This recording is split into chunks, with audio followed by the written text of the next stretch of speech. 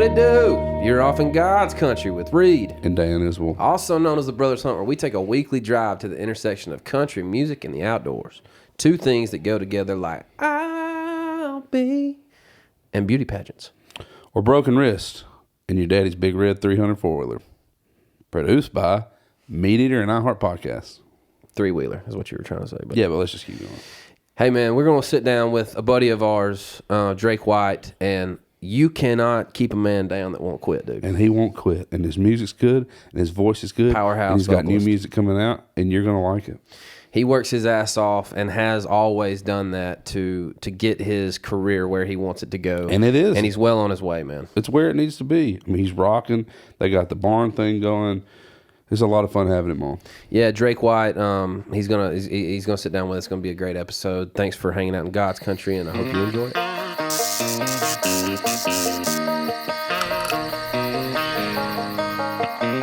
Newsflash: Drake White has a giant big toe. Yeah, That we're just finding out about. It's massive. You know what they say about big toes? What do they say about big toes? Big socks. Big Socks. toenails. Yeah, big toes. Yeah. That's a good intro. Little toes beside the big toe? Is that what they say That's what about they say that? about him. I don't know. So your boy Hawk's got a big toe. He's got a He giant has big the toe. exact feet. I mean, right when he came out, like I saw his feet. No way. Not No, right. you I didn't. saw his head first. You're like, he's mine. But when I saw That his big toe. feet, the big toe and the little, I mean, it's already the funny. same feet. It's the same feet. It's amazing. You know, when they pulled Liza out, we had to have an emergency C-section, and she was mad. You know, she had her face like this, and I have this caveman eyebrow, so all you could see on me was this anyway. Yeah. And the nurse literally was like, "There ain't no doubt who's this one's daddy is." Yeah. And I was like, "Oh, you're saying that because she's pissed off in purple." You know what I mean? That's the only reason we look alike. But she was doing like this, and we had that same. But she looks like me, but her feet are exactly Cheyenne's. I mean, I'm talking about This is like a common theme, the feet. flat. I mean, her Cheyenne's. I have a huge arch, huge. Cheyenne's flat-footed, dude. Liza's feet are like duck's feet. They're flat as they can be. Well, this arch is being supported today, son. I've never seen you in anything like that. It's amazing. Show the kick. Yeah, show the should. kicks for the, Dude, for the, it's for the Maybe you'll get some free Whoa, ones. Man, that's some feel hit like songwriter every kicks if time- I've I ever mean, seen them. No, dude. I feel like every time He must have just something- got them in. He must have just Here's got the them thing. in. I can smell them. They smell new. It's exactly why Grace told me I had a nice shirt on today. But thank you, Grace, by the way. It's because the majority of the time I'm in pajama pants Yeah. and a hoodie. Yeah. And so when a day comes where we have a distinguished guest like yourself, yourself, yeah. I thought maybe. So when there was Colby time- came in, you were in pajama pants and a hoodie? Actually, I dressed nice. I dressed nice that day. Jordan made us, she said, hey, we got Colby Calais today, so take a shower this morning. So we were like, oh, okay. Yeah. She was great, man. She's such a good chick, dude. And You worked with her, or Yeah, we just had a song, one of my songs I redid, Power of a Woman. yeah, great song. acoustic, and she hung out with us through the pandemic at the barn at the Wednesday night therapies that we did, and just I met her years ago at Live in the Vineyard out Yeah. in California, Yeah. and just always thought she was cool. I mean, when that happened, we were all in like 8th grade, 9th grade. I was when that. Record. When that bubbly came out, Yeah, and I just remember thinking the whole Jason Mraz thing happened, and I was just a big fan. I'm a big fan of that Jack Johnson sound and her sound, Same. all of that. And Dan was talking about it before you got in here, like her tone. She's a tone like it's amazing when she opens her mouth and starts singing. It's just amazing. But we hung out through the pandemic, and she loved that song, and so I called her up. That's awesome. Yeah, I mean, I was a Reid, huge... she shook Reid. Like her vocal when she, I don't know what we played some song. We were playing Sister Act thing. Killing Me Kill Me Softly. Softly. And Yeah, I man, saw and, Reid's- and I'm like, I'm a singer. I love good singers. Like always have, and I have never been in a room as close to, as like perfect, for a lack of a better term, of a singer as she is. Yeah. It blew me. Like I was like, oh my gosh, bro, I need to just shut up and let her do her thing because she is that good. Like good enough to where if you've never heard her sing, you've never heard anything like that. You know what I'm saying? Yeah, tone. She opens her mouth and It's beautiful, man. Yeah. I agree. It's beautiful. I was petty this morning. I'm just gonna go. I feel like I need a what is today? Thursday. I need a Thursday morning confession. I just gotta get out. So Vulnerable time here. I'm trying to get here. I just need to. You're the first people I've seen. I just need to get it out. Wedgwood exit. You know. Well, I'm in the far right lane, and it looks kind of like there's a bunch of people about to turn right. So I was like, oh, I'll just sneak over into the. So as I put my blinker on, I go to sneak. This Acura MDX with the mom in it just wow. Was it black? Was the car black? I don't know why. There was somebody screaming by me on 65. I think that's what it was. It might have Like been cutting her. through traffic. It was an Acura. Anyway, flies up, and so I was like, oh dang, they're in more of a hurry than I am. I just kind of ease back into my lane, right? Dude, she comes by me and just goes, No way. and I was like, so Good morning. So it gets even better. Light turns yellow as she's coming down the hill.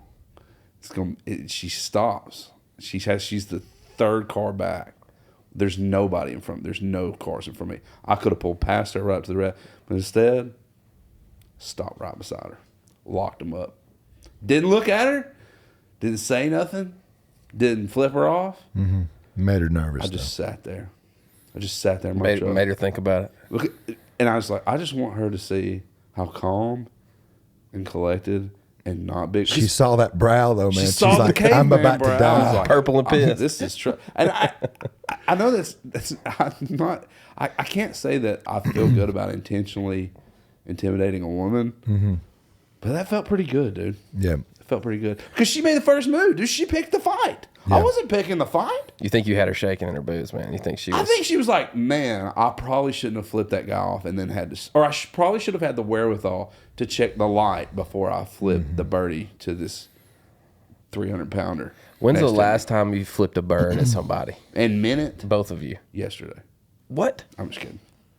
In minute. You don't seem like a bird flipper. Will you give somebody the bird if they cut in front of you or something? No. Which not bird on the y'all road. give? This one or this one? The I bird. give the Yeah, it's straight just up like the shake, there's like- a thumb in it. It's kind of sideways. No, but you see, know, you're like- doing this like pistol flip. Yeah. Man, I mean, I'm like I want that thing to stretch out there just as long a as it can solo go. finger. I think I really I'm doing it as hard as I can. I tell people I love Jesus and I say the F word every now and then. Yeah, man.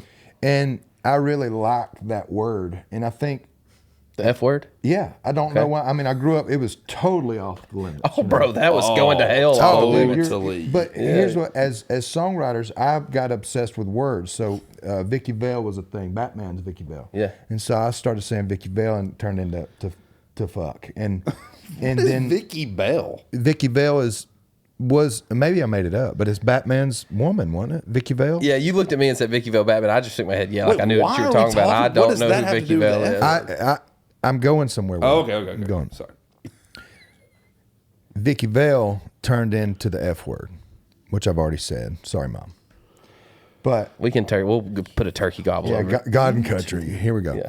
But where I'm going with this is like the F word carries weight. So Vicky Veil got fat.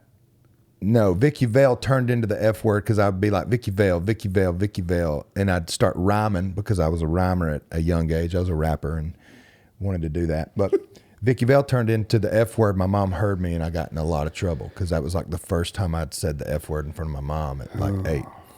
So the F word became, I was like, whoa, it caused a reaction. What are we trying to do as entertainers? I got that I was like, this is I've got something here with this F word. And so then it became this thing, and I explained to my mom and dad, I had this whole rebuttal of like, it's just language. We made it all up. Sure, man. Like it's an American, F-U-C-K is an American thing. She's like, I know, but would God approve of this? And blah, blah, blah. And I was like, probably not. You know, I don't know where I'm going with this other than, I'm cussing is something that I've always had trouble with in this, like I've always just thought they're just words, man. And sometimes, and so back to the bird. Okay. The bird, that's what that means. So like, if I'm gonna say that to somebody driving, like, man, I want to mean it. You get your I want to word. mean it. I want to really be mad at them. So This guy was. It's been a long time. Was real mad. She was real mad, and I couldn't understand why she was that mad. Because like, regardless, she was gonna catch that red light. Like, there wasn't no way she could get through. It was changing. Like, probably while she was. Sorry, we're spending way too much time on this. But anyway, No, it's good. You should just watch who you're flipping birds to, man. You know? Yep. You Just definitely watch it. should. Yeah, maybe she loved flipping you the bird this morning. Maybe probably she did. don't want to watch who she flips the bird to. Well, Maybe so. I could have been a bad guy with a pistol in my console. No doubt. Instead, I'm a good guy with 2 pistols in my console. Yeah. We've That's even better. we've got a good buddy of ours on the couch today. Alabama tones of Powerhouse vocalist, man. Powerhouse human, just all together, bro. You're an inspiration to all of us, and we're glad Drake is joining us. I was thinking last night, I was like, man, do I have a good like Drake story? And then it popped in my brain, and I can't tell the story. I want you to help me. That we're gonna co-write the story. But I was like, I know I've almost seen Drake drown. And do you remember Oh, we you were on that canoe. we were on the canoe thing? It was like Casey's birthday or something. Who's the haircut girl that we all love? She's got Amanda. Amanda Yeah, Borski. Is that her name? Yeah, Borski. Yeah. I love Amanda. Sorry, That's Amanda. the- I know your name. Is that the one? Is that what? That's the one that she like hit her head or something. So we're going. We have Was this the canoe trip I was this is on? the Right. canoe trip we were all We on had this when we were great getting day, out. right? Yeah, it's great. We had this great day. I caught a couple of fish that Yeah, we day. we caught some smallmouth. Yeah, and we get to the end, and there's this little jetty. Yeah. And I mean, I grew up kayaking. I love doing that stuff, and so I'm pedaling around, and we get to this little thing, and Amanda drops down in it and flips over. That's flips right. out of her canoe, and goes down. That's right. And and we're in what is that river up there? It's Caney Fork. is isn't it Caney Ford? No, it's creek. It's something creek. It's up by where you live. Were we? Yeah, it was some. Jonathan fishes it. Yeah. Yeah, I don't know the name of it, but Yeah. where we were, it's not rapids or anything, but where we were, this current has picked up, and this is the takeout spot. Yeah. So everybody was having to come in There's here. a tree down. There's a tree down, root ball right there, and that eddy was kicking, and that current was taking us around. So everybody was having trouble getting out of the kayak, and I kind of got slid over onto the grass. So I was sitting there in my kayak waiting for everybody to get out watching, and Amanda came around, and then she got take, and she flipped out. She flipped out, and her kayak, the nose of her kayak hit her between the eyes. Really? Yeah. Yeah. How do I not remember this? And You may have been behind us or something. I'm not trying to turn this into a hero story, but No, like you- I got out. That's right. And grabbed her and pulled her out. And when I did, both kayaks hit me, and Drake went under. I went under for a second. But And everybody's like- because I was so physically fit, I guess a lesser athlete would have drowned. Yeah, Dude, I no mean, doubt. yeah. Anything other than a pure specimen probably would have. Yeah, Dan would have been gone. Yeah, I couldn't remember that story, but yeah, I remember you lost a couple of fishing poles because I remember we went back down, like we did dove lose back some- down, tried to we find did lose some some fishing poles. I don't even think they were your. I think they were your buddies or Yeah. something. I think they were y'all's. They might have been. Probably owe y'all some fish. No, we got plenty. We need to lose some. They might have been. North Alabama. Where are you from exactly? So, right where the Appalachian Mountains come down in the top half of the state, Birmingham is about 50 miles south of Gadsden. Yeah. And then Hoax Bluff is right west of Gadsden, or east of Gadsden.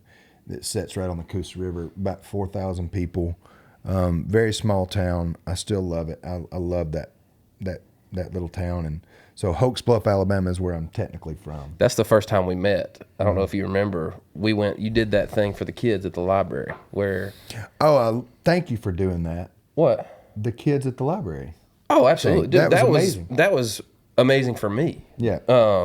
Drake, I don't know if you still do it, but Drake, the local library in Hoax Bluff, like hosted this kids event where Drake came in and brought, I don't know, 5 or 6, 4 or 5 songwriters, and I was asked by, I think Big Tom at Sony asked me, and I wrote down with Jason Nix, man, and you got paired up with a kid and like a couple kids or the family, and you just went and you hung out with them and you wrote a song with them and you kind of talked to them about it, and then you performed the song in front of everybody on stage and let the kids, like they had like blow up guitars, and dude, it was so cool, man. It was so cool. It's really stuff like that, and that fulfills me. And well, I'm sure we'll get into the whole injury thing and what has, come of all this fulfillment. Like what fulfills me now versus what did. But that kind of stuff, like I had one person named Miss McDowell.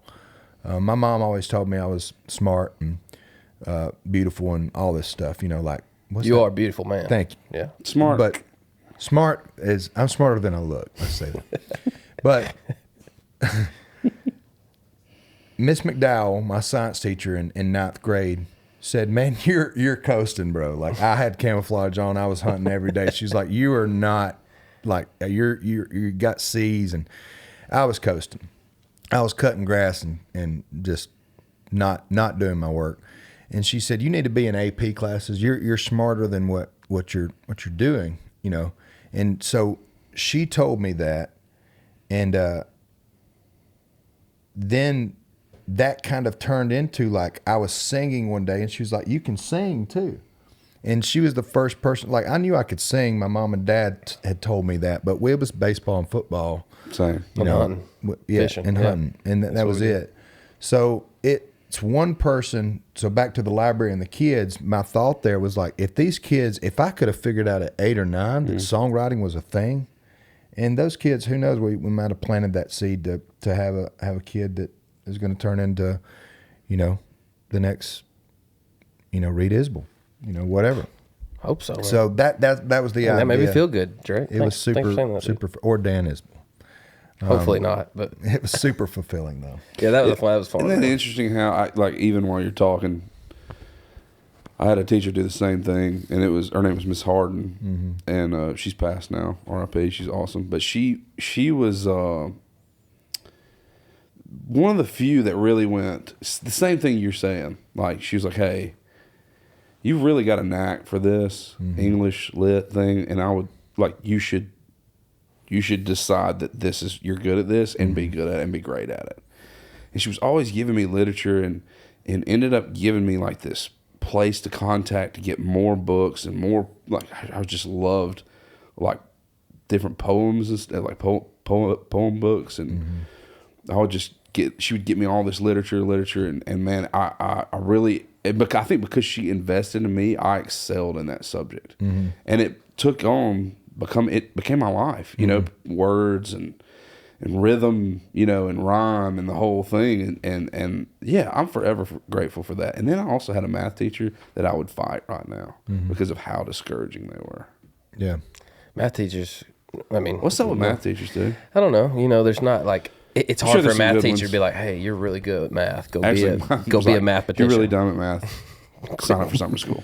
I think there's a part of your, like I graduated at Auburn with a building science, which we had to do all these calculuses. Is that calculus? Calculus? I don't know, bro. You're the smart. Calculus. You're the smart Calculi. one. Yeah. So we had to do all this math, but I never was really great at math. I think it's this. I think with our words and what we're creating, anything's possible, and there's no exact. You can. Well, what do we say in songwriting? There's no rules.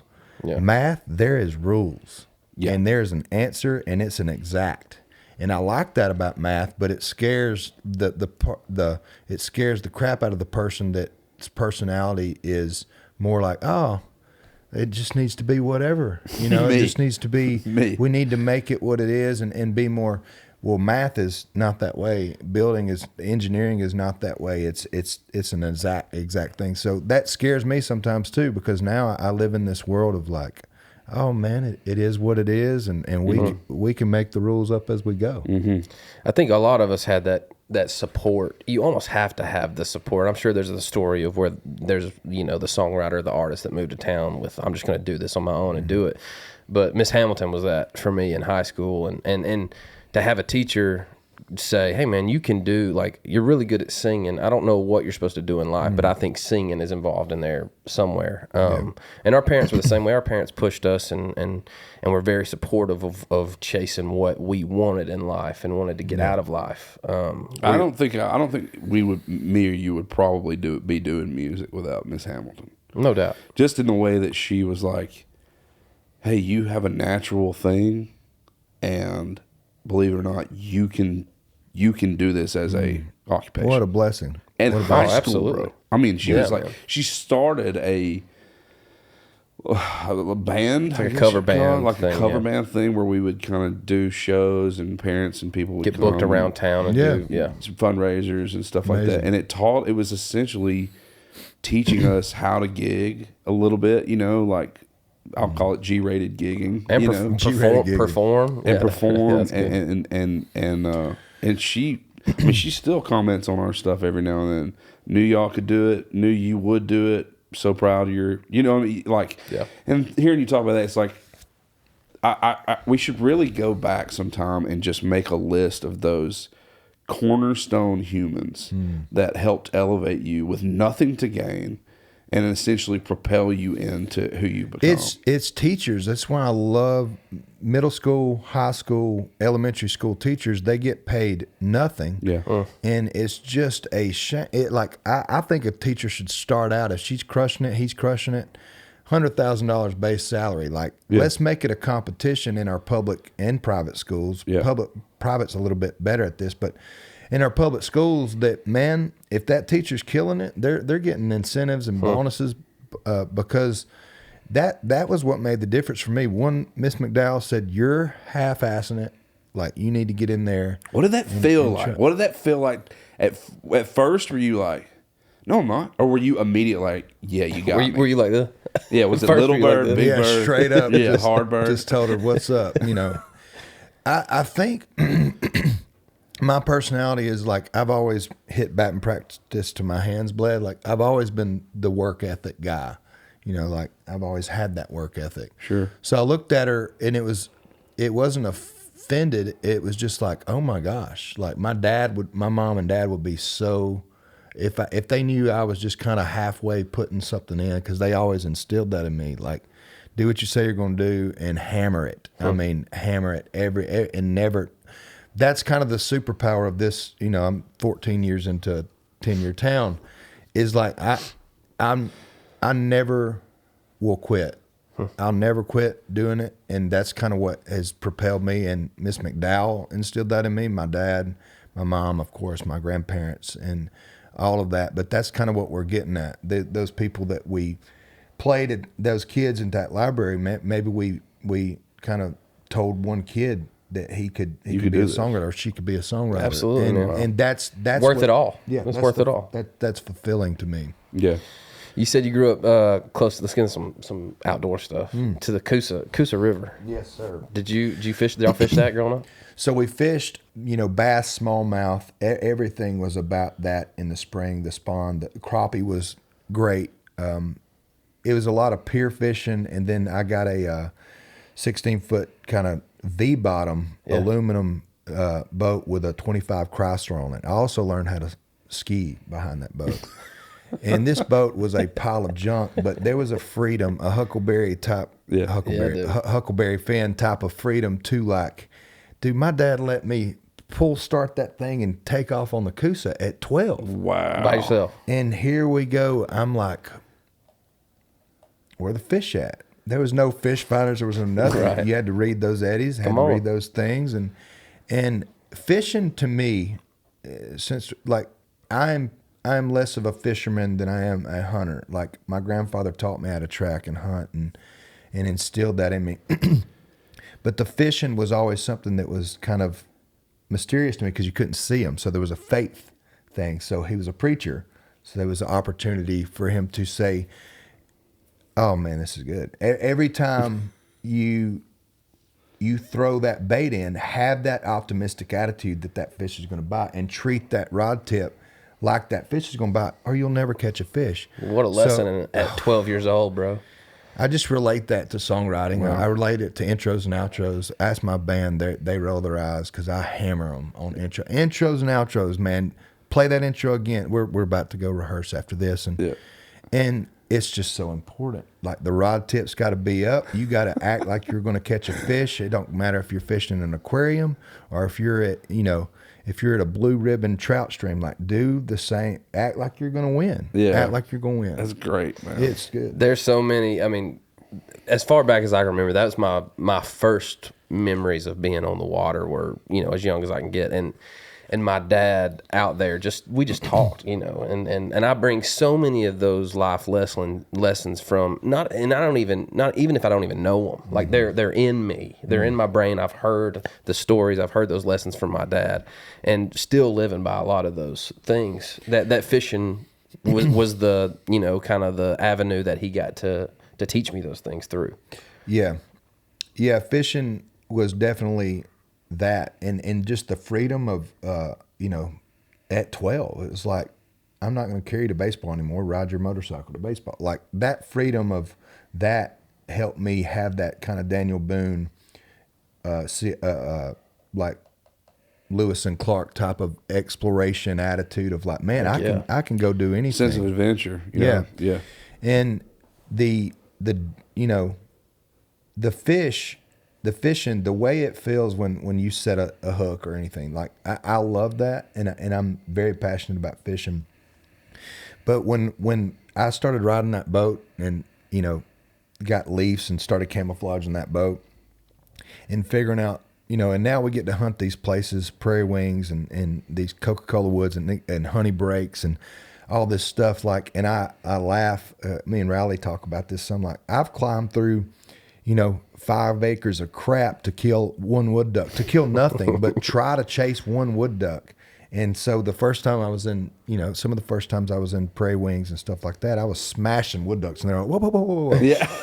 Dude, We're trying to shoot mallards. like, stop killing it. And it's a mentality in 110-inch deer on public land with a bow, like trying to figure out, like I remember that first deer, and that I was hooked. Come on, I want to hear that story. I want to hear the story of the first deer. The first deer is in Eastham Hills, Georgia, where there's a ton of history of outlaws and big weed fields and stuff, and there's a lot of public. You're saying weed, not wheat. Like marijuana, Yeah. like Snoop Dogg. Oh, So we're out there, and my uncle Ron, who's a Vietnam veteran, puts me out there. Love this story already. Yeah, and he's got a blue Honda 4x4 that, like, Honda, and he. How he old was- were you? Sorry. I was like 11. Okay. Yeah, 11 or 12. I was able to sit in a tree stand by myself, and let me tell you, like, a tree stand was Right. was a 2x4 nailed between the V of a tree, and there may have been some railroad spikes involved. Screw-in steps. And there was frost on the end of the railroad spike, so you really had to, like, you had to your wear foot tennis in. shoes to climb Oh, the yeah, thing, man. but then your feet would freeze. Yeah, dude, that's our dad would tell us, be like, hey, if you go sit in this one, climb up there, but don't get on the left side of it, because if you get on the left side of it, it's going to fall out of the tree. Like, I think a book could be written on the directions to the stand. It would be like, all right, Drake, it's going to be cold, it's going to be dark. 12-year-old boy. 12 years old, I want you to walk 32 steps, and there's a downed tree. It's a cedar tree. Might still be there. You know what? I Might ain't been not. up there this year. I'm not sure if that cedar's but, still there but or not. you'll know it. You'll know You'll it when you see it. see Can't miss it. it. Take a left. All right. And then you're going to think you've went too far, but then right when you don't think you're far enough, keep going. All right, then you're going to climb this tree, jump this creek, and jump over this thing, and then watch this little. There's some barbed wire right there that I've tripped over like 7 times. Well, I haven't been up there in a while, but I think that barbed wire might still be there. Don't Did you get bring a stuck in light? that bar. You got a light? Did you bring a light? Oh, you don't have a light? Yeah. Okay. Well, you'll be all right. It's just let the sun, or let the stars should be bright enough to get you in there. And actually finding these places, I remember Dude. like the praying and the faith was so strengthened so much because I would be praying on the way to the stand. Yeah, Lord, I this have feeling no idea so- where I'm going. Be my hands and feet, Please Lord. be Lead me to that tree stand. and Yes, bro, I've had that same prayer. Yeah, and being legitimate because you want to come back and make them proud, make them men proud. I'm sorry, it's such a core memory you just unlocked. I'm just laughing, man. Yeah. I'm thinking about Reed and I took a. I don't even know if you remember this. We were tiny, man. I mean, seriously, 9 or 10. I was probably 9 or 10. You were 6, 5, whatever. You remember we used to go to the river bottoms? We used to take that 3-wheeler and go through. In Yonzer, we would go and go down to the river. That's like the very earliest of my memories, but yeah. So one time we were doing that, and we had a big red. I think it was a 200. 3-wheeler, yeah. We got back in there, and You'd flip that thing in a heartbeat. Oh, yeah, dude. we Blue flipped. seat We did. or It's gray like seat? a gray seat. It's like a snowmobile, dude. If you yeah, went, gray seat. yeah, I think it's a gray seat. We flipped it. That matters, y'all. Yeah, it Yes. does. We flipped it, and we couldn't get it to flip back over, and the gas was pouring out of the top of the gas tank. You know, because it was. I mean, they would flip perfectly 3 wheels over, and they were heavy, dude. So I think Reed was starting to I was trying to play tough so that he didn't get scared because he was little, man. I mean, 6, 7 years old. You know, on the back of the 3-wheeler with me. And I was like, "Oh man, we're in deep." And at that time, I mean, It's just y'all two. just 2 of us. Yeah. Realistically, quarter of a mile from the house. My brain, 250 miles. Right. I mean, like It's gonna take days to get back. it's gonna You were take- in Alaska. Yeah. Might as well be. We were going to spend the night out there, the whole thing. Yeah. So I'm like, man, what are we going to do? What are we going to do? I was like, hey man, let's just pray. And Reed was like, okay, because that's all I knew to do. Mm-hmm. So we flip it up, we get it flipped over, and I remember I don't know how we flipped it over, but we flipped it over, and then it won't start because all the gas is poured out of the thing. Brutal. And I'm like, oh man, how do I do this? So I'm like, I'm just going to look at the engine and try to figure out. Well, sure enough, there was a little switch. It was like a reserve switch or something. Or maybe it just opened the carb. Or maybe Jesus miraculously just put some gas. I don't know. Somehow we got it cranked. God, Jesus. And as we were moving It's always Jesus. as we were moving it, I was like, I just started singing Amazing Grace. I remember I was just, how cool. because I was like, man, I'm just going to start singing Amazing Grace, and Jesus is going to get us Everything's all gonna the be way okay. back to the. And as I was like, I don't know if this is dumb or not, I heard Reed behind me going, he was singing with me, so we sang all the way back to the house, Oh, dude. that And is then got great. there, man. That is great. But that, I mean, I always hear people talk about pressure, and I always think about like either A, being way off in the woods when your 4-wheeler or 3-wheeler won't crank as a kid, and it raining, terrifying, trying to find a deer stand, or trying to back the boat trailer down when your dad's in the water in the boat Oh, while dude. other Other people boats are are waiting. waiting at a That's- state park. Oh, It's man. intense, dog. That there is no That's pressure intense. like that. Yeah, that's like singing the national anthem after Chris Stapleton. Like, Yeah. you know what I mean? Like, if your dad's back there and he's looking at you, He's going, hey, what's "Hey, happening? are you not watching me? What-" Straight back, son. Straight back. And he's a deacon, and he's freaking flipping me the bird. Oh, you know, See, our he's dad's like, pastor. What are you doing? Yeah. He's like, stop, son. Stop. What are you, an Think idiot? about what you're doing. I'm like, I don't know Do what you I'm see doing. the wheels? I'm like, I'm a lad. I can't even see over the steering You're wheel. gonna kill me. I'll get your sister to do it. What about that? You're like, goodness You're like, gracious. please do. If she can do it better than me, please do. I want to get out of this driver's seat. Man, that backing man. a boat down is no joke. All right, sorry, Dan interrupted your story with wait, his did own I do story. that? I thought you were done. We were talking about his first deer.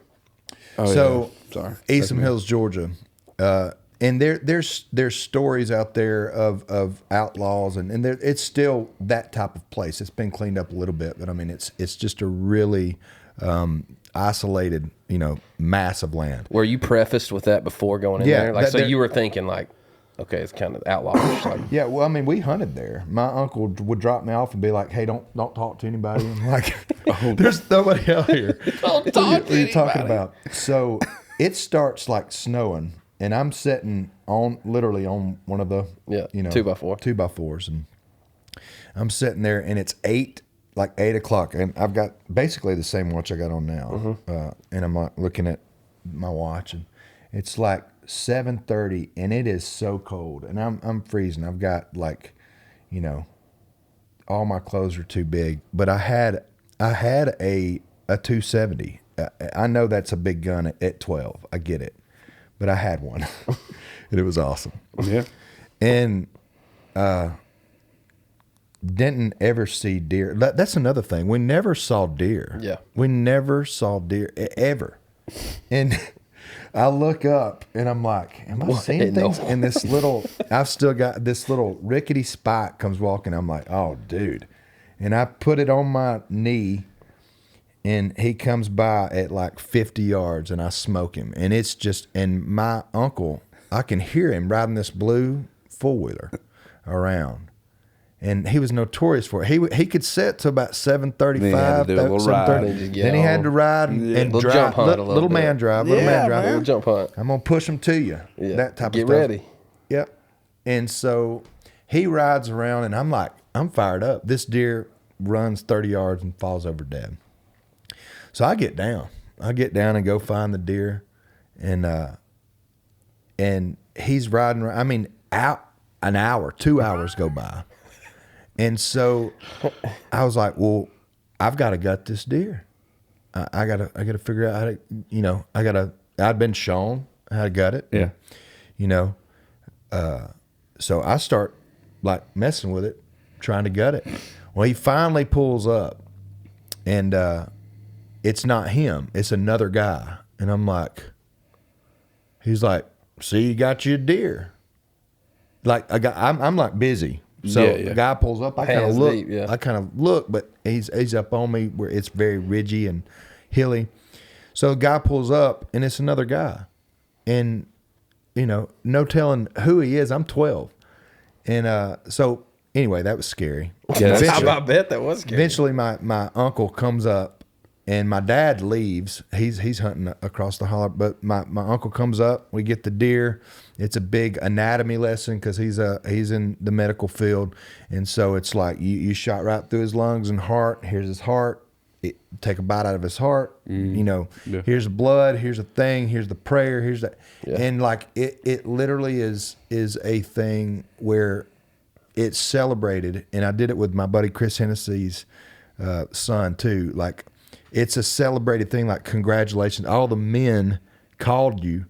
And we're like, hey, what did it feel like when it was in the scope? What do you feel like now? What did you clean it? Did you eat it? Like, how did you cook it? What did you? And there was 2 or 3 conversations of what you had to do, and it's just like you kind of hold your shoulders back and go, all right, I can get a job now. I mean, you're out of passions. You're a man. It's so, with my dad, it was like, I'll do your first one, and then you do all the rest of them. Oh, I got another story with that. But that was the first deer.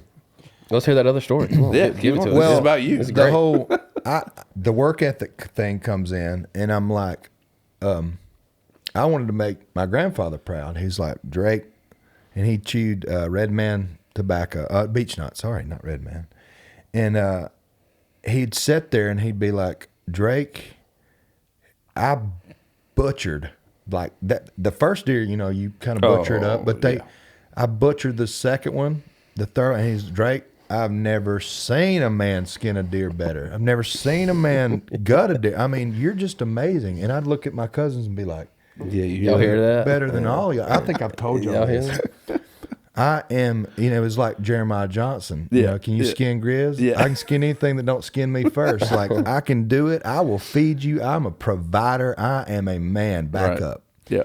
So I clean everything at the deer camp for 2 years. Everybody's deer.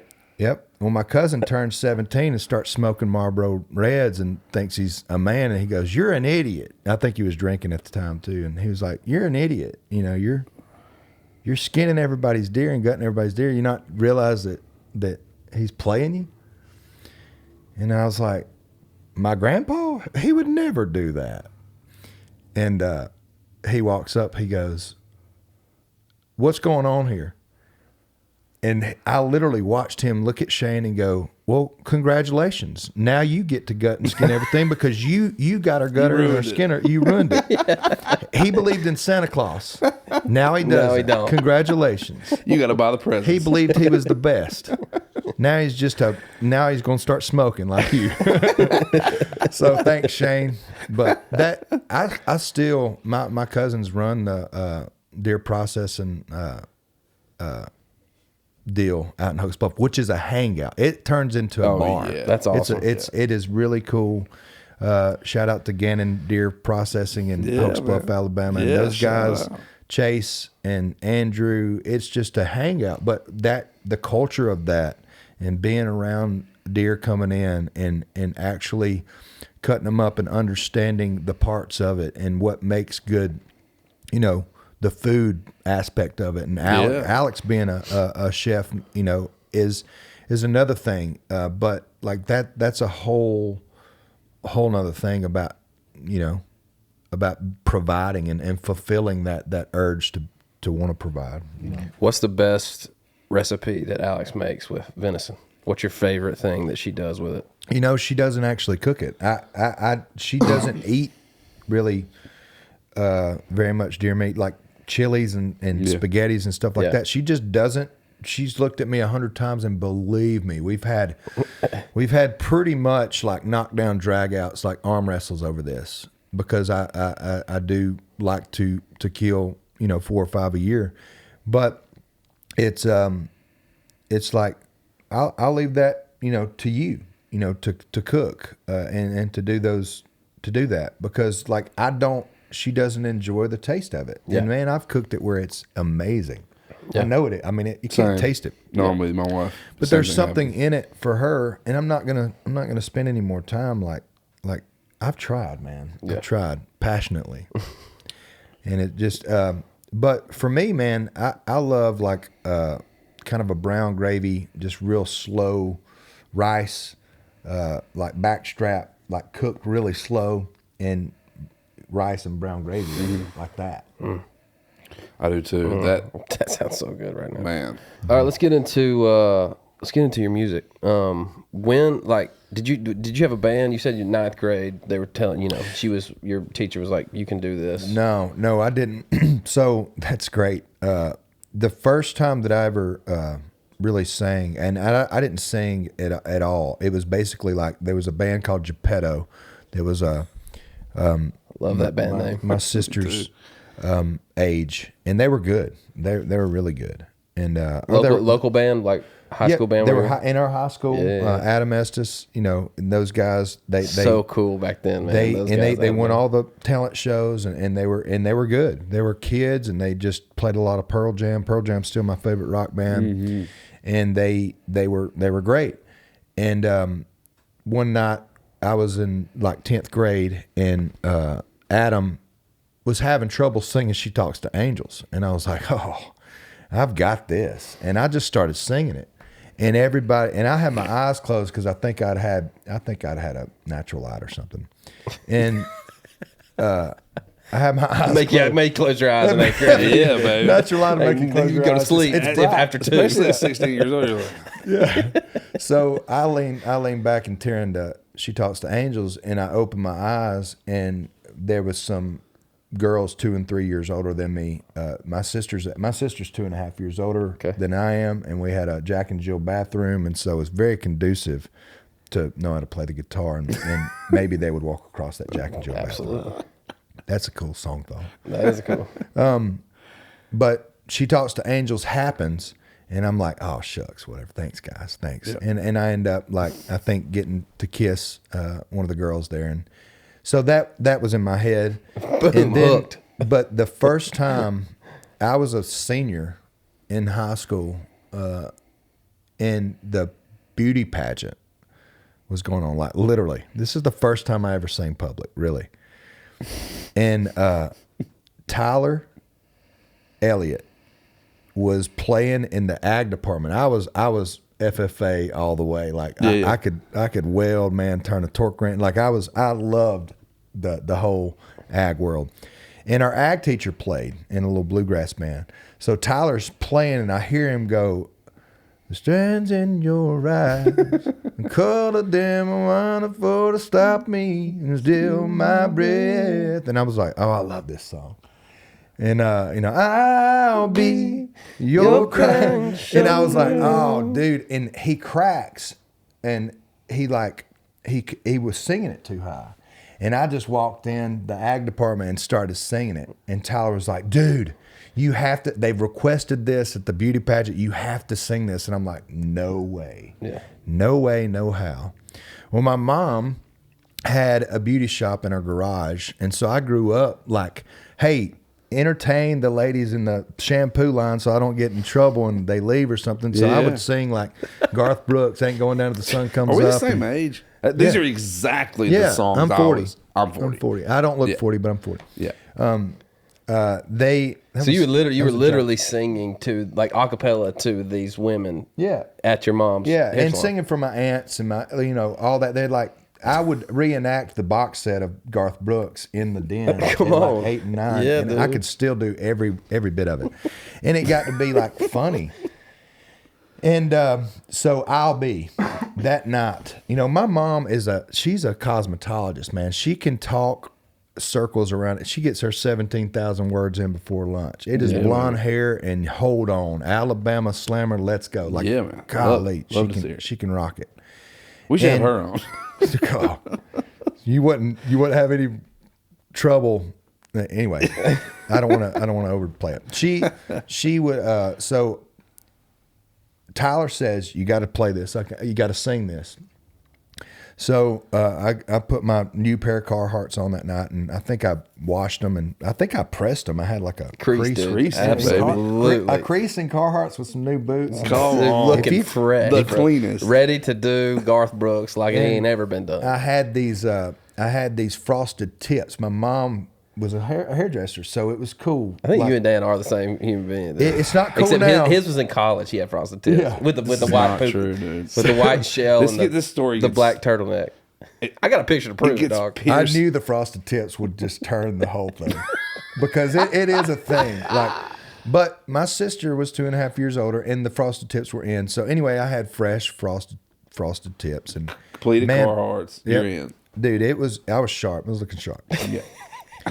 Well, I walk out there and I'm like, I got this. This is easy. And we rehearsed it 2 or 3 times, but I walk out there and my mom and my aunts had caught word.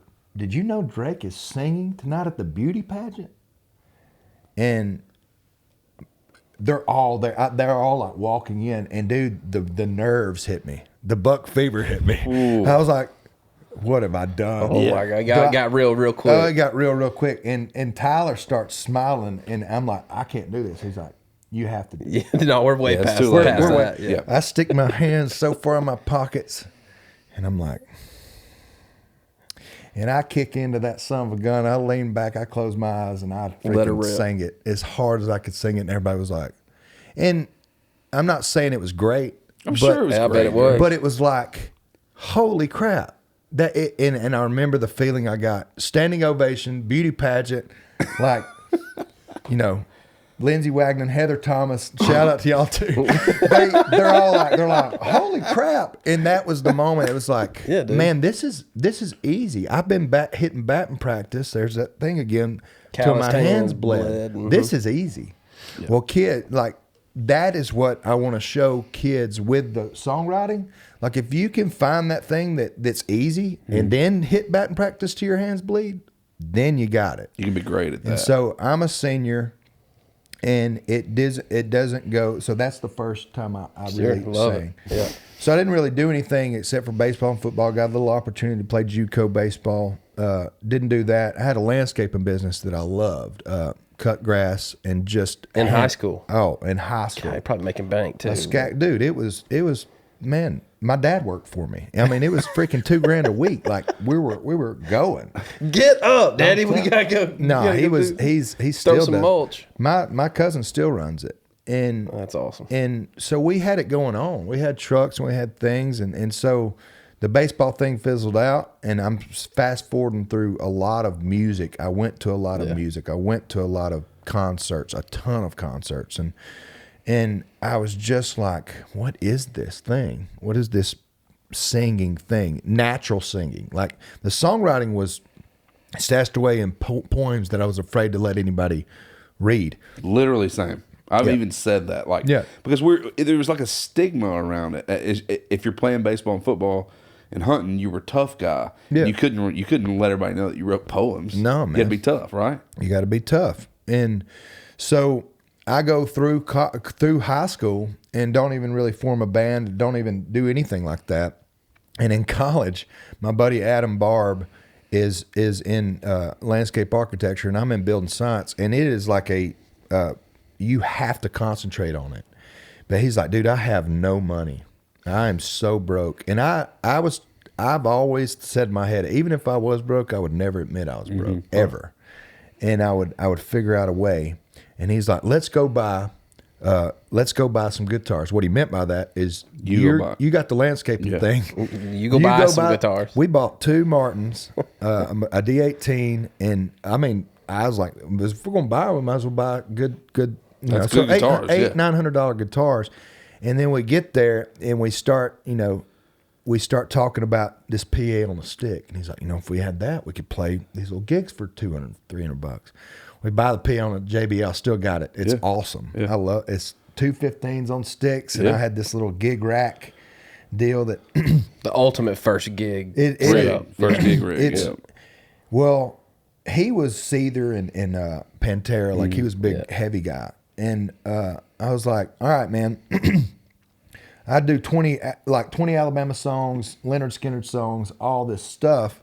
And I'm like, all right, this is the, and I didn't know how to play really the guitar. I just had a capo and UGC&D, which is, I knew how to play the guitar. I could basically play all the songs.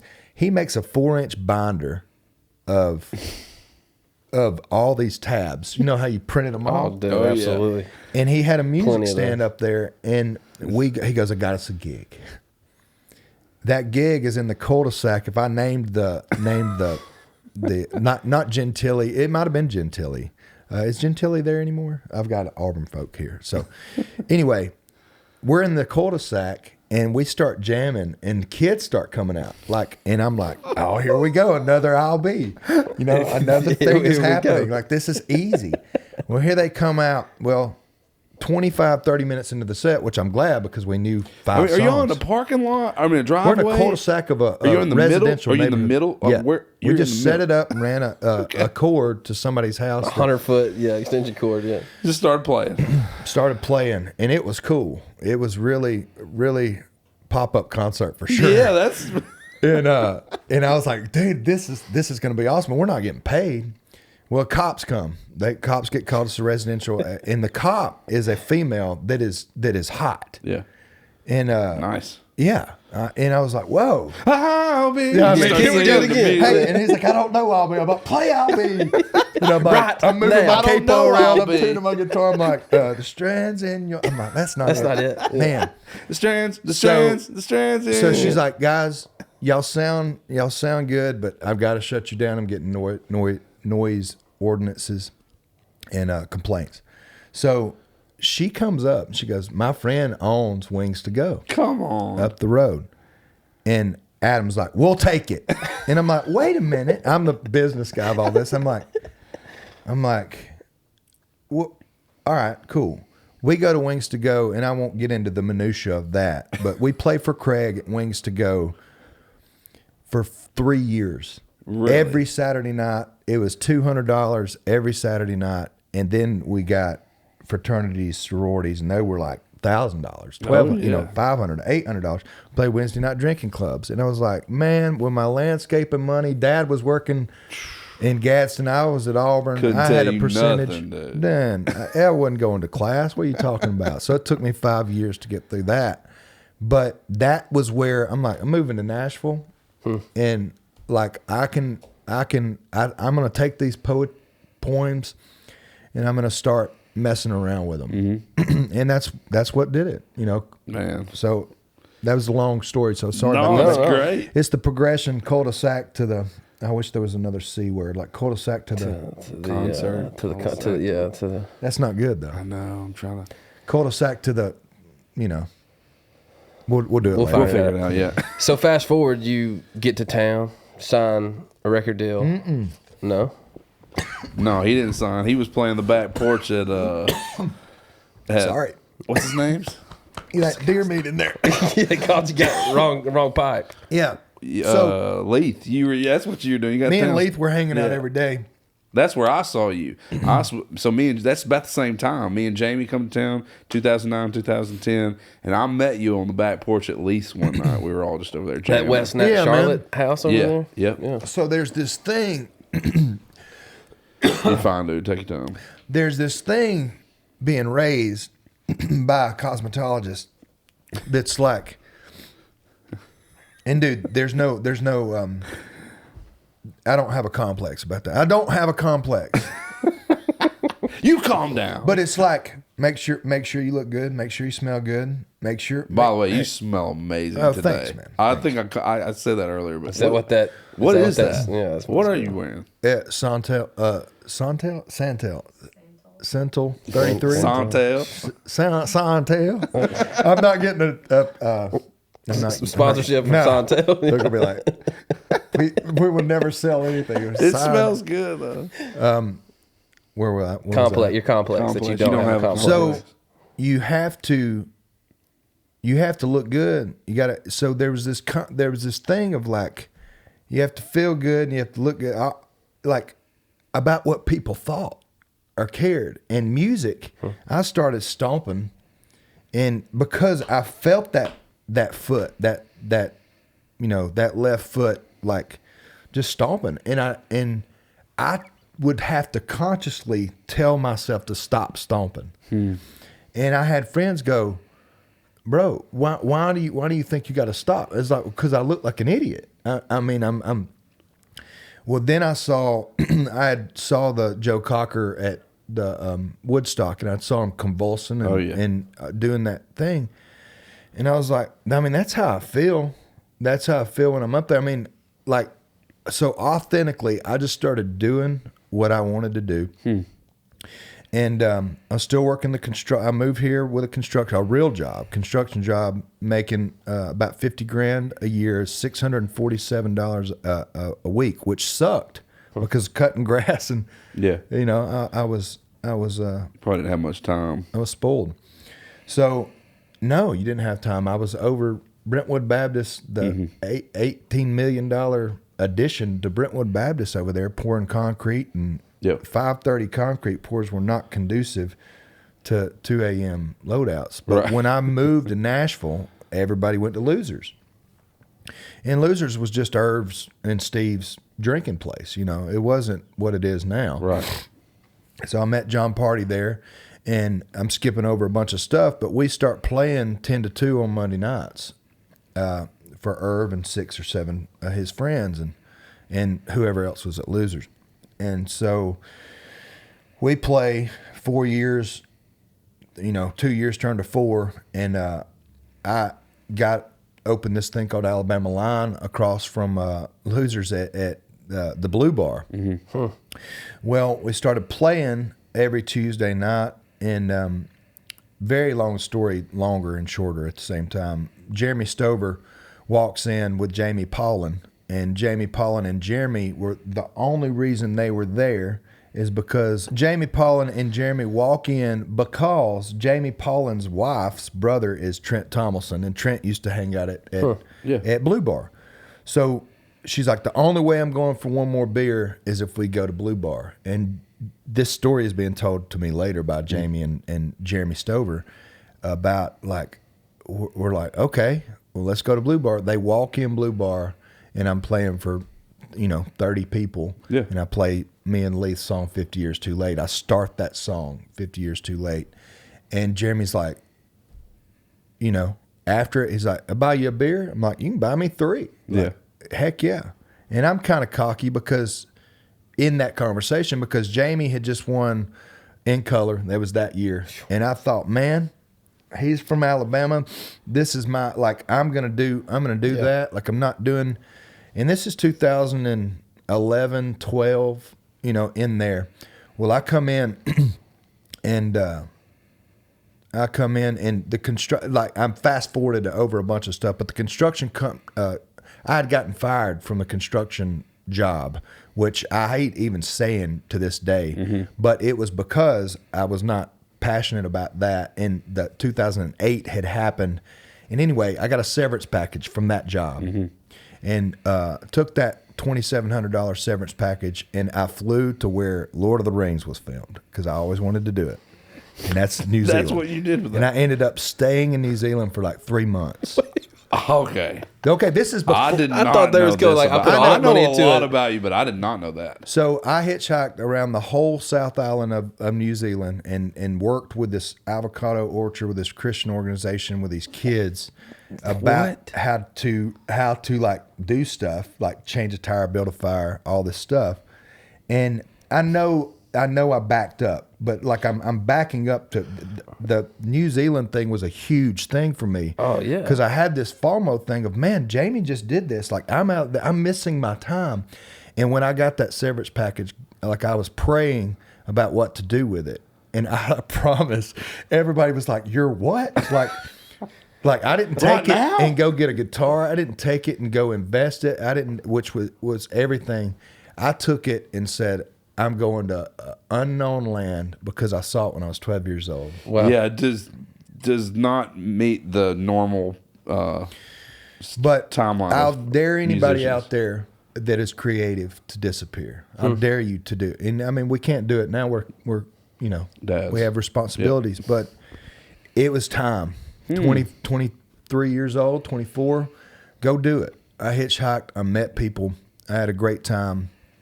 I played in coffee shops. I figured out how to basically do things on my own up there. I disappeared. When I got back, Alabama Line was still here. Irv and Steve were still at Losers. Everybody was still doing. They were like, "Oh, where you been?" Like I was like, New Zealand. For 3 months. Avocados. So I came back recharged, like remotivated to do all that, and because I've been doing it 4 years with party, with in this at Losers, and nobody had said anything because it really wasn't that good. It was just like I was stomping around playing. She Talks to Angels still at that level, Yeah. and I was getting better. I didn't know I was getting better, but I was getting better, and it took it took the tenacity, or the I want to say balls. Can I say balls? Yeah, It you took can. Sure, it took the balls Say whatever you want. to go do that, but it really wasn't balls at all. It was really just like, this is what I want to do man. right now. So anyway, I did that, came back. When I got back to Nashville and was playing my gigs, I poured in to that mentality of intros and outros. And now I'll get to the Jamie Paul and Jeremy Stover thing. God put his hand on that. I couldn't control that. I couldn't control them walking in. And then Jeremy introduced me to everybody, to Laura Wright, to Mark Wright. I got 3 publishing offers and 4 record deal. 4 record offers. Luke Lewis came in smoking a cigarette, and I thought he was the coolest thing ever. And I was like, I'm signing with this dude and Brian Wright. We signed, and that I'm going to keep this story going because Keep going. I signed the record deal at Universal, and once again, Jamie had done his thing, but now it's 2013. What happened in 2014?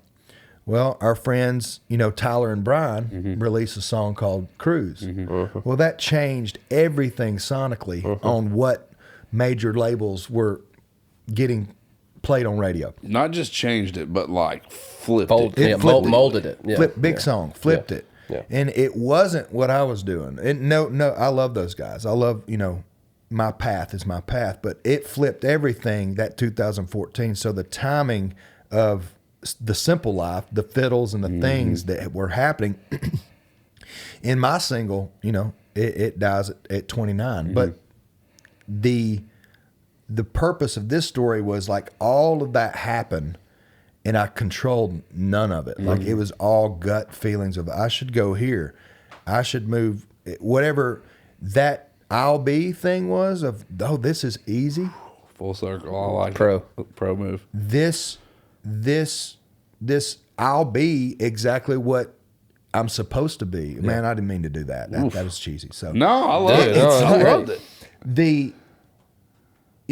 It's this work ethic. Like I've always thought that I could just literally sharpen the axe and just hack and hack and hack and hack. And when you got faith, you can go, God, just open the doors that need to be open and close the ones that need to be closed. Amen. And I still bang my head up against the wall sometimes because I watch people, what it seems like, fly past me or do that, but like it's exactly where it needs to be. Yep. And the doors open as they're supposed to. And I feel like the sooner you can learn that you can't control it, the easier the ride. But let me just say, that's a battle I struggle with daily. I want to control everything. I want to put things in motion. I want to work at this. I want to prove myself at this so that it opens this and blah. And ultimately in this town, all you can do is write the song or sing the song, depending on what it is that you do. It's like you can just do what you do. And if it falls into the rotation of commercialism or what people want to hear at the time, I was in the same boat. I mean, I was writing songs that were nowhere near Cruise, and when Cruise popped, man, it was like I'm in trouble, and I was for 10 years, you know, until it kind of rotated back around to where people wanted to hear what I consider like organic-y kind of country stuff, you know. But part of that is, like you said, sharpening the axe and learning how to stick around. Yeah. But even when you listen, like when you listen to your Spark record or the Optimistic record, I was listening to them coming in this morning, man. If I didn't know you, I would say, man, are you trying to give people an insight on how you want to live or how you're living? Like, listen to those listening to those records makes me want to be outside more. It makes me want to slow down my life. Man, that's such a great question. I think both, man. I mean, us as writers, like I talk about this a lot. Your ideal self. What is your ideal self? Like when you think about yourself, what do you look like? How do you act? You know, what is the self that you want to be? Like I think I write a lot from the spirit of a 7-year-old. Like this just, you know, that's just got permission to drive that V-bottom boat, you know, through the Coosa, and like that freedom of like, you know, songs on Spark like Back to Free. Dude, that's the one I was thinking about. It's man, like yeah. that's the barefoot. That's the barefoot boy that I will always come from, you know, with music, and I will always chase life with that tenacity, or I hope to. Yeah. No, that's because that's my ideal self. I want to be fun for Hawk. I want to be fun for my wife and be spontaneous and crazy and be the same person that hitchhiked around New Zealand. You know, don't take myself too serious. And, you know, the injuries will come, the setbacks will come, the drop record deals will come, all of this stuff will come. But it's all about, you know, just keeping that 25 Chrysler in that channel. Yeah, and, man. Yeah, man. Hey, man, there's a sandbar here. You might hit it. You know, you might go here. Keep but your just rod tip up. Keep your rod tip up and act like you're going to catch a fish. Like it's really, really what I've, you know, faced all of these tumultuous times with. Yeah, man, and we've known you. We knew you before you had your thing, and then obviously we know you passed it. And bro, you're the same. They're the same human, man. Yeah, I don't feel like anything's changed. I don't either, man. And that is so inspiring because, like, I've always known that about you. Like without you even telling me, I've seen that, like, tenacity, that, like, give life your all, live life to the fullest, go at something 100% with all you've got. And to sit here and listen to you on this couch say that was instilled at you at a younger age, man, you're still doing that. You're still doing that. I remember when Jonathan called us. The night that happened on stage, he called all of us, and was before it hit socials and all that, and it was just like, it was shocking because I'm like, man, this is like, because it doesn't make sense to me. Like, this is one of the strongest, like, clean best living dudes. dudes Absolutely. I know.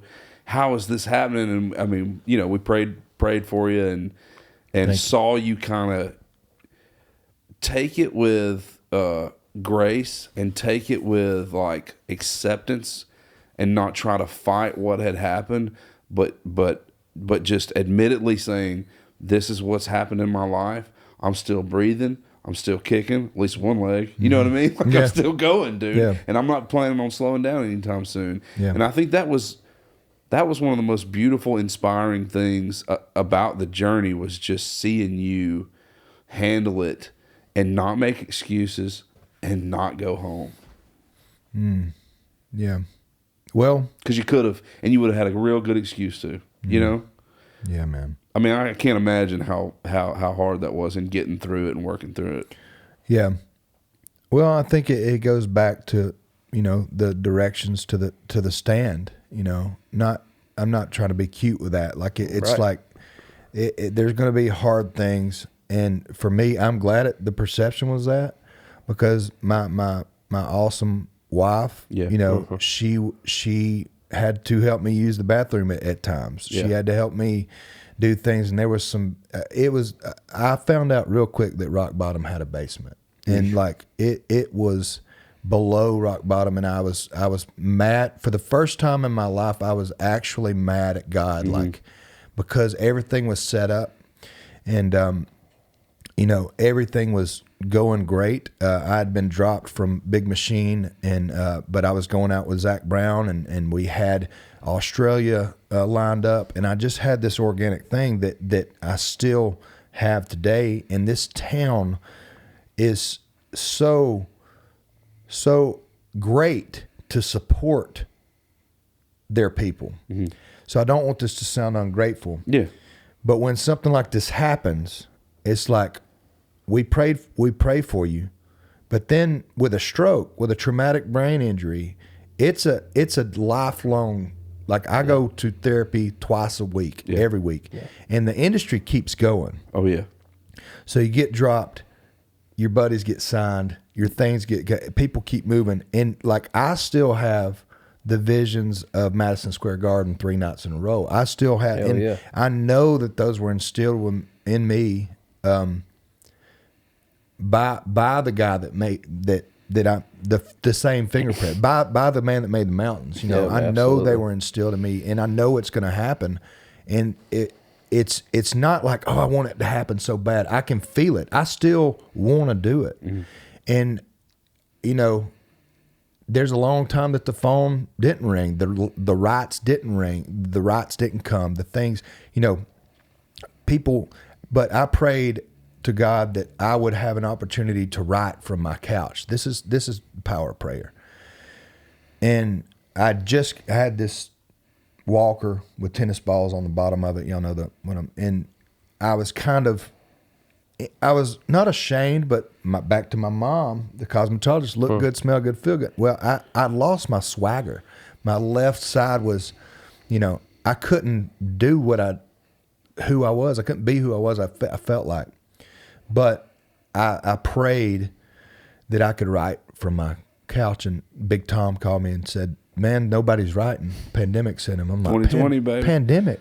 So this is right after I got back on my feet and learned how to walk again, which Alex taught me how to do. She's like, you got to go. We ain't have kids yet. You got to get up and walk. You got to keep going. Come on. And she's dragging me. The power of a woman. Dude. Yeah, that's where that came from. But Big Tom goes, Drake, pandemic set in, nobody's riding.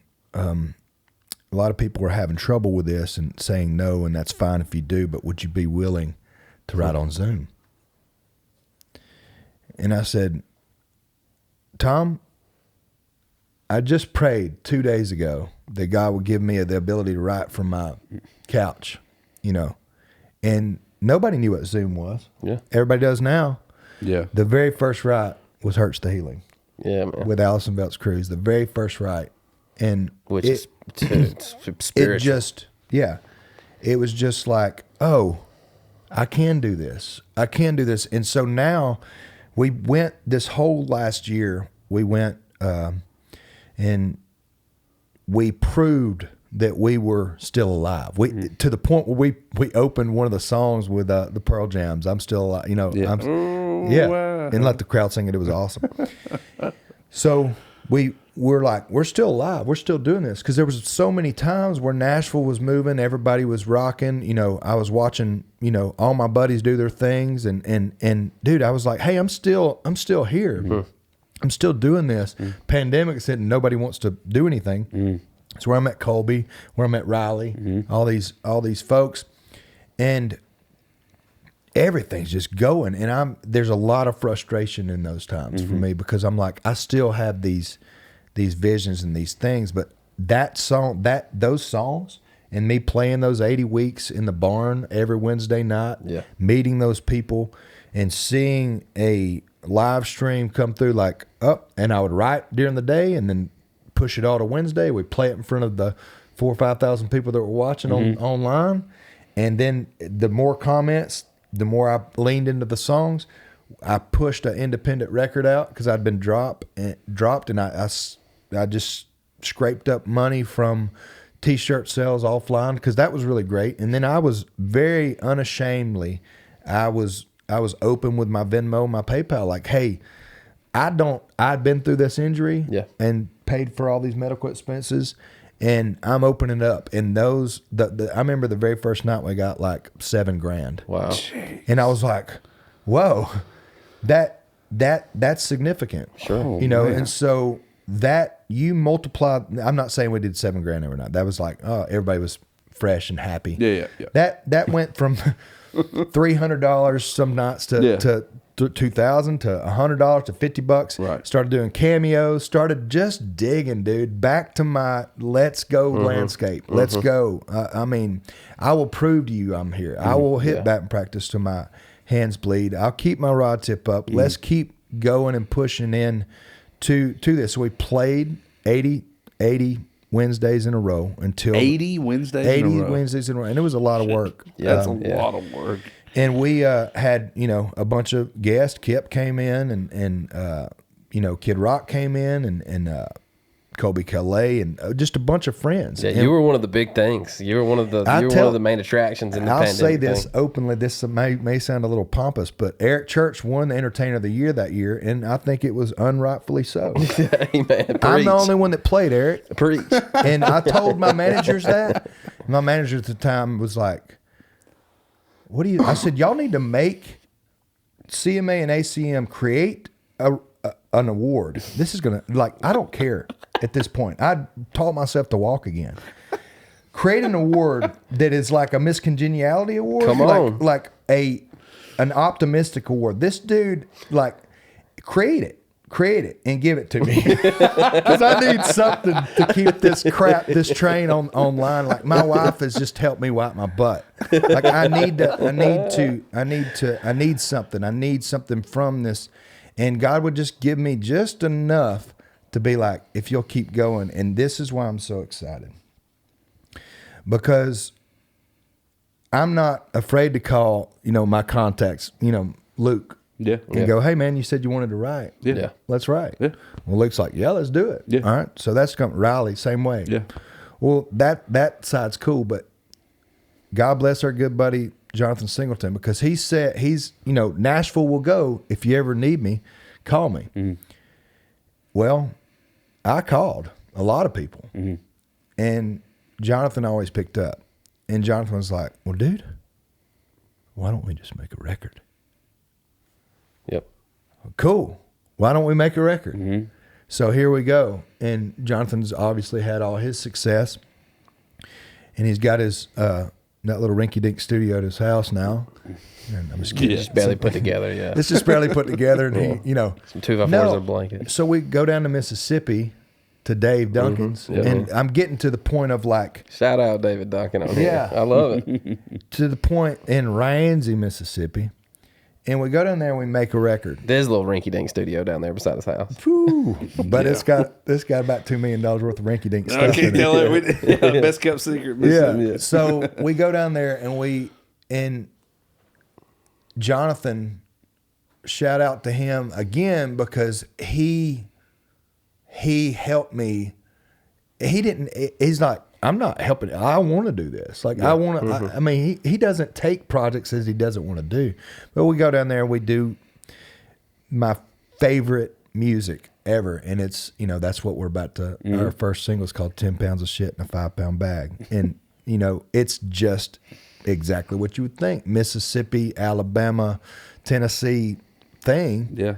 That we didn't, there was no, now with the Wild West, I call it the Zach Renaissance. I'll quit using that one day. I don't know if it's cool yet, but that's afforded us the right to do is what we've been doing. Like, I've been doing that my whole Your since entire I'll be career. I've been singing like, and so now it's cool again, and so that batting practice mentality of like I don't quit. Mm-hmm.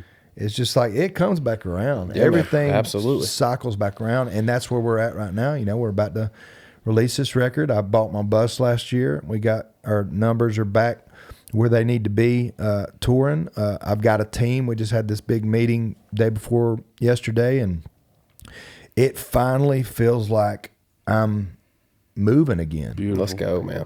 Glad to hear it, man. Hometown Healing's on that record, right? Yeah, dude. That's what I'm talking about. It is. That's what I'm talking about. Man, Lutz is awesome too. Oh, dude, Jacob Lutz he's crazy.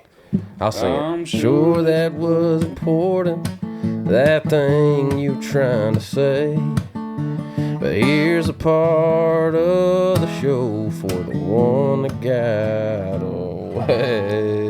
I didn't know where he was going. I like that. You like that? I'll keep it short because Riley's involved, and he calls me. We don't know each other growing up. Riley's 5 years younger, and he's from. I just thought y'all were lifelong buddies. He's 5 miles from where I'm from. No way. way. He's literally Wow. 3 miles actually. That's awesome. It's like right over the mountain.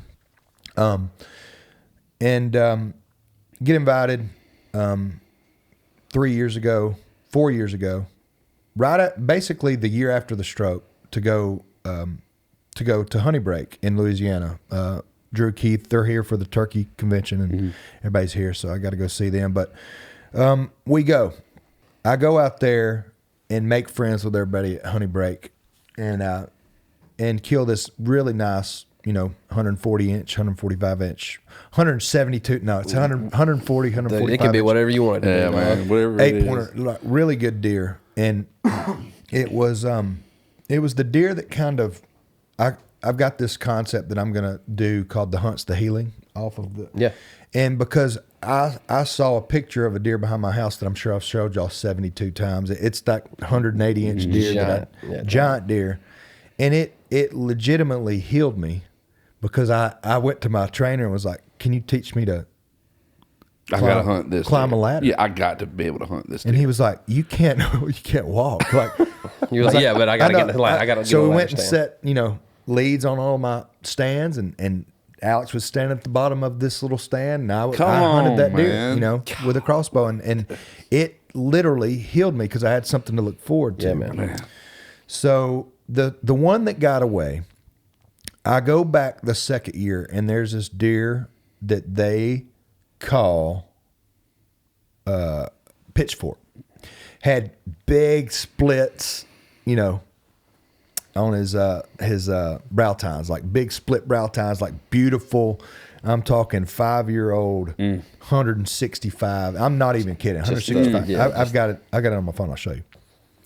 So he has a 300 PRC that's like, it's an awesome gun, Bagara, and I'd killed that 8-pointer with it. And long story about the reason we were using that gun. All right. But I hadn't shot that gun that day. Y'all know where I'm going. I have a feeling. And I hadn't shot that gun, and he had let somebody borrow it.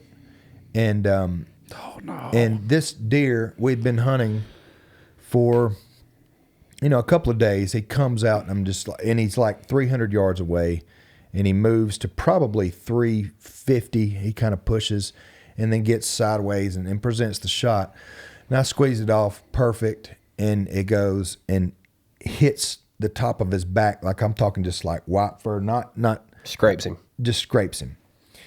Runs off. Devastated. I don't know that, like, I think I've hit it. I think I've drilled it because he kicks and bucks. And so I'm like, all right. And Drew's like, man, you got it. We'll find it. Don't worry about it. Well, they never found it. He shoots the gun like 2 weeks later. And at 100 yards, it was 5 inches high and 2 inches right. And so that deer is 160 inch, every bit of it, deer. And they see it back on camera. And he's lost. So if you wound a deer on the right side, the trauma of that 200 grain bullet, Opposite side. he lost the opposite side of his rack. Wow. So he dropped it, and he's like, "Don't worry about it. We'll come back next year, and he'll be he came back next year, and he's got this massive side, and then he's got this weird messed up side. Really? But I was still like, how cool would it be? Oh yeah, to kill that great old story. No, I mean it's super. Well, I never did get back over there, and he kind of either he disappeared or somebody killed him. But that's definitely the one that got away, and it takes me back. What's that movie that's like you never trust a weapon that what is it? An unused weapon or an untrusted weapon? You never hunt with a untrusted weapon. Yeah. And it's so true because it got away. And I should have shot my own gun. And my dad, my uncles, everybody tore me up. You went to a place like that And did what? And took somebody else's all the guns in the world, Drake. What'd you do, Drake? Just hop in a stand, say, "Give me a gun." And they ate me up because because the 2x4 mentality. And now I'm in a redneck, with a heater in there, and I've got somebody else's gun. Bergar barrel, dog. I've got a Bergar barrel and shooting sticks, man. It's dead on, man. And I'm telling you, it was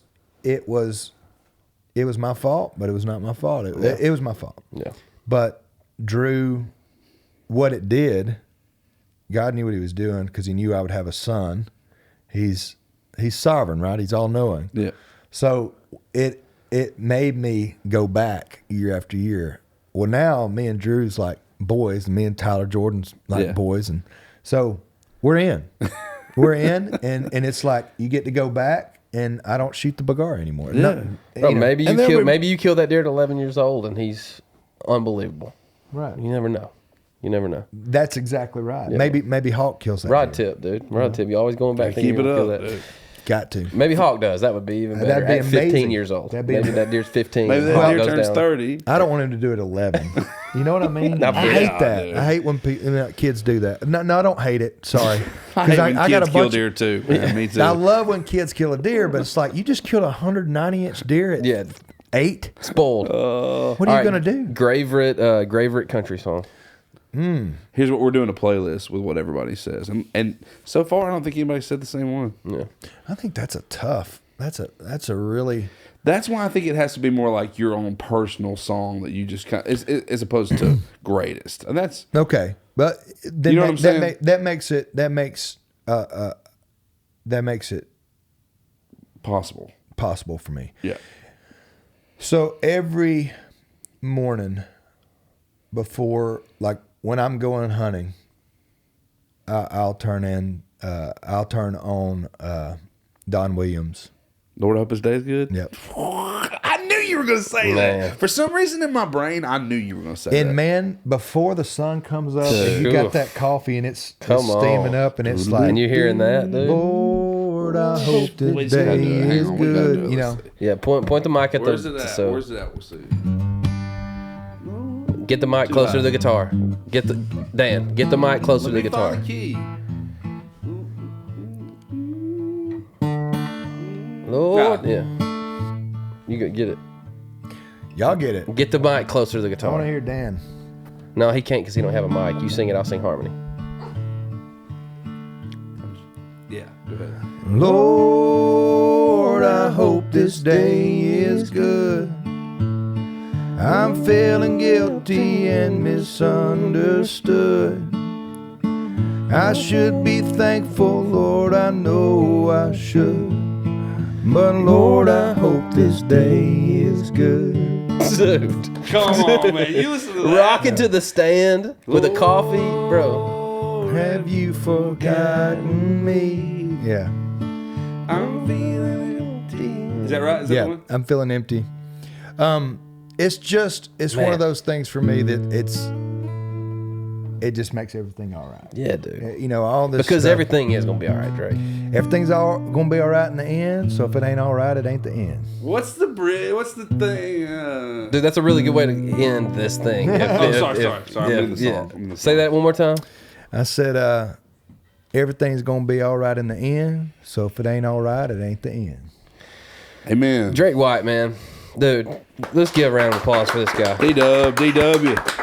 Man, we True went to blue. church this morning. Dude, I got inspired and just getting to hang out with you. And I'm proud to call you a buddy. Yeah, And I'm glad likewise. you're here with us. And thanks for coming by. We'll do it again. Well, I appreciate y'all for chatting, man. Y'all are Absolutely. awesome. Music coming soon from Yeah. your boy. Tour. Go see him. Drake White. Thanks for hanging out in God's country.